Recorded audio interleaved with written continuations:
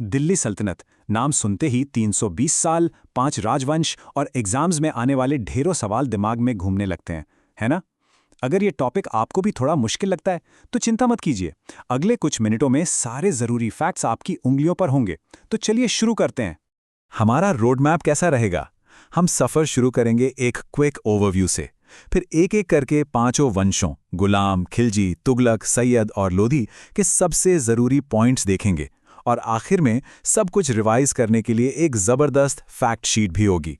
तो सबसे पहले आइए इस पूरे दौर की एक बड़ी तस्वीर दिमाग में सेट कर लेते हैं। देखिए, सबसे सीधी और सबसे ज़रूरी बात, दिल्ली सल्तनत का समय क्या था? 1206 से 1526 सीढ़ी तक, मतलब पूरे 320 साल। और इन 320 सालों में दिल्ली की गद्दी पर कुल 5 अलग-अलग वंशों ने राज किया।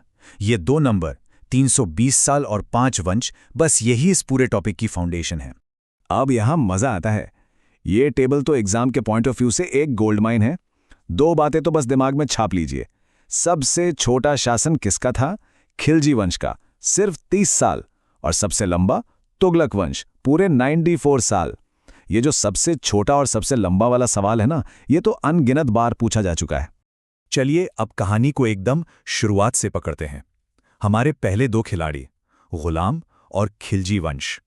और ये देखिए, आते ही एक एग्जाम का सवाल 2022 में सीधा पूछा गया था। इससे क्या पता चलता है कि गुलाम वंश के सुल्तानों के साथ साथ उनके दौर के जो इतिहासकार थे वो भी कितने जरूरी हैं। ये पैटर्न याद रखिएगा। अब आते हैं खिलजी वंश पर।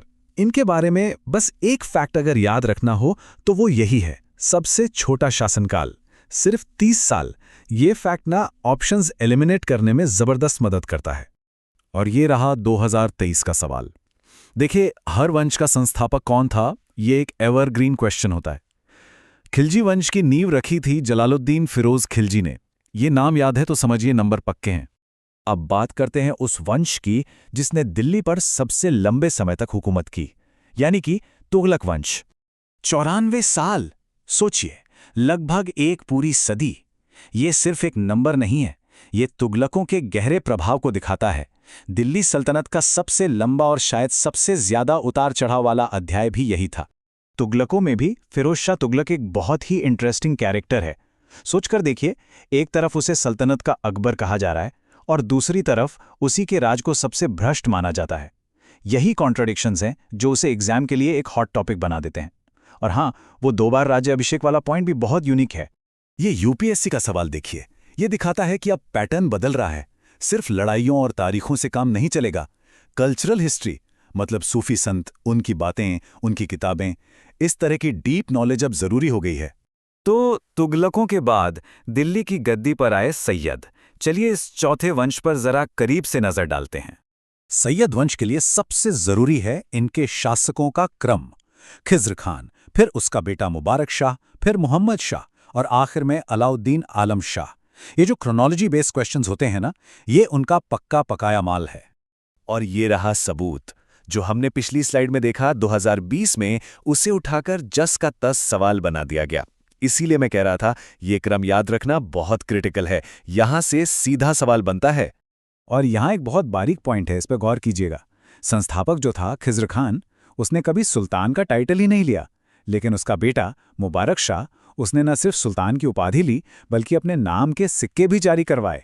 ये पिता और बेटे की अप्रोच का फर्क है और एग्जाम के लिए एक बेहतरीन कंपैरिजन पॉइंट। मुबारक शाह से जुड़ा एक और जरूरी फैक्ट, उसने याहिया बिन सरहिंदी को संरक्षण दिया था और उसी ने किताब लिखी तारीख़ मुबारक शाही। शासक का नाम, इतिहासकार का नाम और किताब का नाम, ये तिकड़ी हमेशा से इंपॉर्टेंट रही है। देखा, पिछली स्लाइड में जो हमने पढ़ा, अगली ही स्लाइड पर वो एक एग्जाम क्वेश्चन बनकर सामने आ गया। तारीख़ मुबारक शाही का लेखक कौन था? अब इसका जवाब हम सबको अच्छी तरह पता है। और अब हम पहुंचे हैं दिल्ली सल्तनत के आखिरी पड़ाव पर, यानी लोधी वंश। चलिए देखते हैं कि सत्ता का ये आखिरी बदलाव कैसे हुआ। सैयदों से लोदियों तक सत्ता का ट्रांसफर बड़ा ही ड्रामेटिक था। कहानी बहुत सीधी है। आखिरी सैयद शासक कमजोर निकला, वो दिल्ली छोड़कर चला गया। उसका जो वजीर था, उसने मौके का फायदा उठाया, बहलोल लोधी को बुलाया और पूरी सल्तनत उसके हवाले कर दी। ये सवाल फिर से क्रोनोलॉजी की समझ को टेस्ट करता है। सैयद के ठीक बाद कौन आया? जवाब है लोधी। ये क्रम वाले सवाल कभी भी आउट ऑफ फैशन नहीं होते। एक बार फिर संस्थापक पर सवाल। ये सबसे बेसिक और सबसे ज्यादा पूछा जाने वाला सवाल होता है। लोधी वंश का संस्थापक कौन था? बहलोल खां लोधी। ये नाम तो बिल्कुल नहीं भूलना है। तो चलिए, अब तक जो कुछ भी हमने देखा समझा है उसे एक फाइनल रिवीजन के लिए एक ही जगह पर समेट लेते हैं। तो ये रही मास्टरशीट, लास्ट मिनट की तैयारी के लिए एकदम परफेक्ट। गुलाम पहले, खिलजी सबसे छोटे, तुगलक सबसे लंबे और लोधी आखिरी, और साथ में सभी के संस्थापक। इसका एक स्क्रीनशॉट लेना तो बनता है। और जाते जाते एक सवाल सोचने के लिए, 320 साल तक दिल्ली पर राज करने वाली ये सल्तनत आखिर 1526 में बाबर के सामने इतनी आसानी से ढह कैसे गई? वो कौन सी एक कमजोरी थी?